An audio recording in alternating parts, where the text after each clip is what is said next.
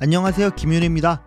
오늘 준비한 분석은 아스날에 대해서 준비해봤습니다. 저는 아스날의 이 두 경기를 보고 개인적으로 느껴진 건 개인 선수들마다 공간을 잘 이해하고 있다 보니 어떻게 움직이면 공간을 만들 수 있고 미드필더들은 어디로 움직여야 볼을 편하게 받을 수 있는지를 아는 느낌이었습니다. 그러다 보니 아스날이 후방에서 미들서드까지 오고 파이널 서드에서 빌드업하는 부분도 조르지뉴가 들어오면서 빌드업이 더 원활해진 부분도 있었습니다. 그래서 오늘은 아스날이 경기를 후방에서부터 파이널 서드까지 어떤 방식으로 풀어 나오는지를 짚어보겠습니다.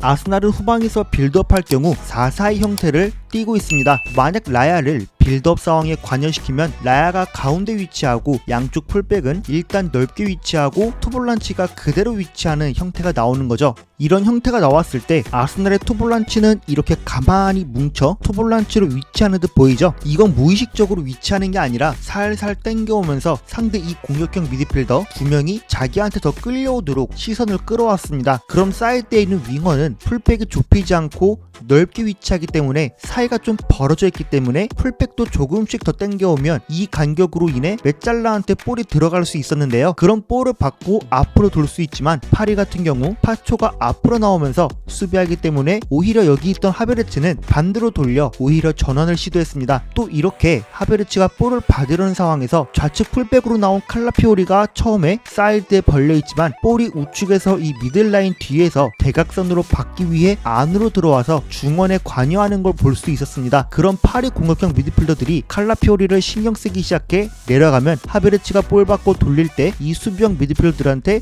더 넓은 공간들이 생기고 칼라피오리를 견제할 때 단순히 미드필더만 내려오는 게 아니라 윙어도 같이 좁히기 때문에 사이드로 전환하면 트로사르가 대각선으로 내려와서 관여했죠. 그러면 트로사르가 상대 수비형 미드필더를 끌어오면 이 공간들이 나오고 아스날 특유의 윙어가 안으로 들어와 볼을 터치하면 파이널 서드까지 쉽게 들어갈 수 있었습니다. 이 과정에서 아스날은 5명의 선수를 중원에 가담시켜 상대 압박을 풀어내 파이널 서드까지 갈 땐 거의 4명으로 또 전개할 수 있었습니다. 과연 이 패턴으로만 아스날이 풀어 나왔을까요? 아스날의 최대 강점은 선수들이 필드에서 상황을 인지하고 내가 어떻게 움직여야 상대를 끌어내고 내가 어떻게 움직여야 내 공간을 확보하거나 상대 등 뒤에서 받을 수 있는지를 아는 게 큰 강점입니다. 후방에서 전개하는 상황을 대표적으로 보면 수비형 미드필더 위치하는 이 2명 중 1명은 센터백 라인으로 내려가 백3를 만드는 상황들이 자주 나오는데요. 내려가면서도 사전에 사이드에 위치한 풀백은 안으로 들어와 상대 등 뒤로 이동해 받으려 함과 동시에 파리의 윙어가 안으로 들어가 수비하기 때문에 대각선으로 받으려는 것도 이용하려 했습니다. 그러면 상대 윙어는 압박을 하려고 해도 쉽사리 못하고 오히려 풀백을 의식해 더 좁게 위치하겠죠. 그럼 같이 있던 센터백이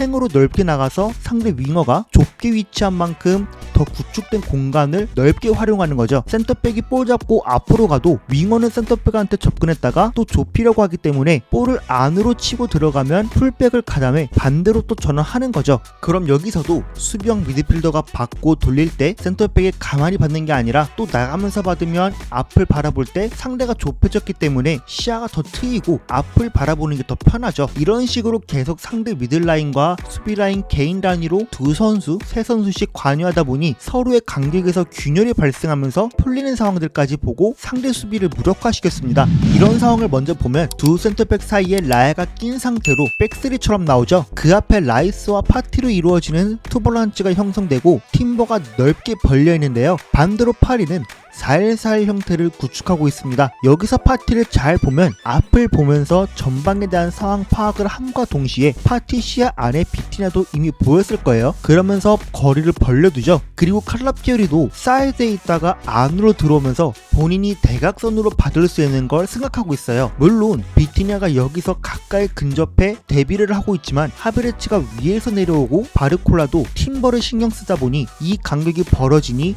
하베르츠한테 볼이 오기 편한 상황이 된 거죠. 그럼 하베르츠가 이걸 다시 뒤로 돌렸을 때 파티는 볼 잡기 더 수월한 공간이 이미 확보가 됐죠. 사전에 미리 간격을 벌렸기 때문에 이 공간이 나올 수 있었습니다. 이후 트로사르가 대각선으로 또 내려가면서 비티냐를 끌고 오면 사실상 사실상 비티냐는 이 지역에서 3대1 싸움을 혼자 하고 있게 된 거죠. 다른 상황도 보면 이번엔 파티가 이미 내려와서 살리바가 횡으로 나가고 있고 팀버는 안으로 좁히고 있죠. 그러다 보니 안쪽 공간을 먼저 체크하다가 이제 밖으로 나가려는 상황인데 나가면서 바르콜라의 몸 밸런스가 어때요? 사이드 쪽 방향으로 치우쳐졌기 때문에 살리바가 안쪽으로 볼을 툭 치니 순식간에 사이드로 몰아내려는 수비수를 제친 셈이 되죠. 그럼 라이스는 또 앞을 한 번 더 스캐닝해서 체크하고 상대와 거리를 벌려두고 이런 상황도 상대가 올라와서 수비할 준비가 되어 있으니 급하게 주지 않고 조금 더 기다리죠. 다시 볼을 뒤로 돌려서 라이스가 이번엔 내려가고 파티가 혼자 위치할 때 여기서도 상대 선수 체크하고 터치할 때 네베스가 이전 상황에서 반대로 이동하면서 트로사를 쫓아가다 보니 쳐졌다가 이 사이가 벌어졌죠. 그러면서 풀어나와 완전히 6대4 싸움이 되고 아르테타도 이렇게 훌륭하게 풀어나온 장면을 보고 박수를 쳐주죠.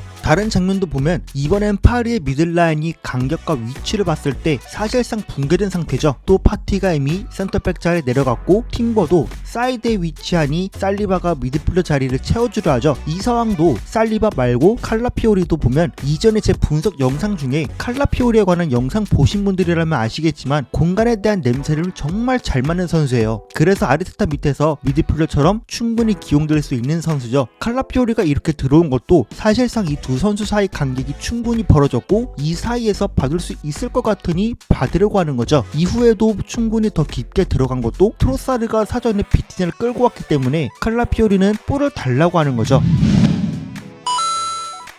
아스날이 미들서드까지 올라오면 주로 보이는 형태는 3-1-5-1입니다. 투블런치 형태를 유지하는 경우도 자주 보이지만 칼라피오리가 좌측에서 받치고 있거나 좌측 하프 스페이스에 위치하다가 상대 프론트 라인과 미들라인이 벌어지면 순간 내려와서 투블런치를 구성해주는 방식으로 위치했습니다. 이렇게 내려와주는 방식이 아니라 투블런치 포지셔닝이 처음부터 고착화되면 이 메잘라들은 대각선으로 지속적으로 내려왔는데요. 상대 미들라인은 좁혀 위치하거나 윙어가 안으로 들어가 수비하기 때문에 메잘라가 대각선으로 내려와서 여기서 볼을 받고 템포 빠르게 들어가면 사이드에서는 2대1로 수적 우위를 점할 수 있었습니다. 이후 상대가 메잘라 따라 내려가면 수비형 미드필더가 건너받을 수 있었는데요. 여기서 파티와 조르지뉴의 차이점이 나옵니다. 파티는 여기서 볼을 받으면 반대로 전환할 수 있도록 하지만 조르지뉴는 여기서 볼을 받으면 전진 패스를 넣어줄 수 있는 선수입니다. 상대가 사이드를 받다가 조르지뉴를 향해 몸 방향을 가운데로 돌렸기 때문에 이 메잘라 입장에선 또 상대 등 뒤에 위치할 수 있는 상황에서 조르지뉴가 좁은 공간에서 전진 패스를 넣어줄 수 있는 상황을 활용해 박스로 볼 투입이 가능했습니다. 특히 조르지뉴의 전진 패스 퀄리티가 굉장히 훌륭한 편이라 가능한 패턴이죠. 근데 이런 공격 패턴이 고착화된 느낌이 들면 원볼란치 형태로 두고 오히려 칼라피오리가 좌측 사이드와 하프 스페이스로 위치해 중원을 도와주면서도 더 앞쪽에 위치하도록 했습니다. 그럼 이렇게 위치해서 메잘라가 사이드로 나와도 이 선에 한 명이 더 있기 때문에 이런 하프 스페이스 공간으로 들어와 더 공략할 수 있게 되거나 3대2 상황을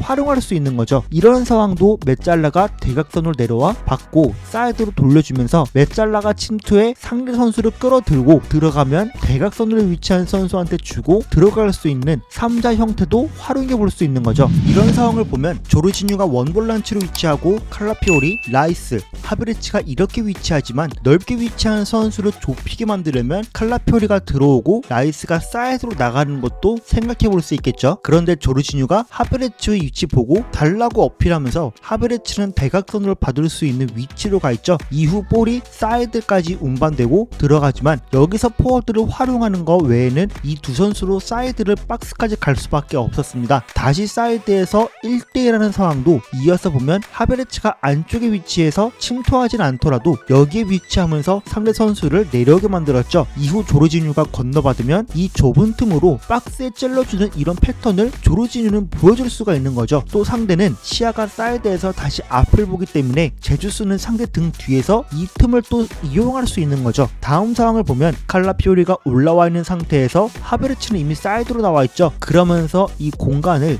칼라피오리와 사카가 같이 보면서 움직이자 사이드가 소홀해지니 하베르츠가 볼을 받고 또 앞을 가면 박스는 이 3명이 많으면 4명까지 가담이 가능할 텐데 3-2 형태로 중원에 위치했으면 3명만 박스에 가담할 수 있는 걸 4명으로 늘어난 셈이 되었습니다. 제가 오늘 준비한 분석은 여기까지입니다. 재밌고 유익하게 보셨다면 구독과 좋아요 부탁드리고 여러분들의 의견도 댓글로 남겨주세요. 감사합니다.